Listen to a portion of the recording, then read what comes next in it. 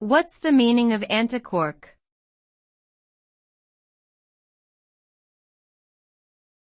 Antiquark.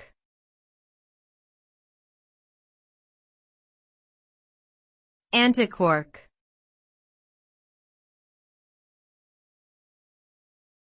Antiquark.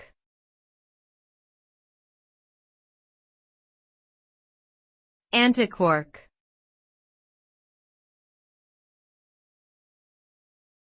Antiquark.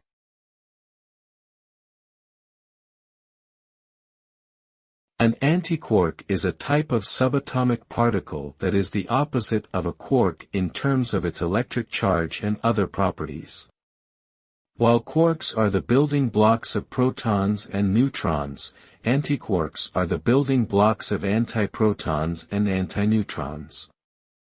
Antiquarks are an important concept in the field of particle physics, as they help explain the behavior of subatomic particles and the interactions between them.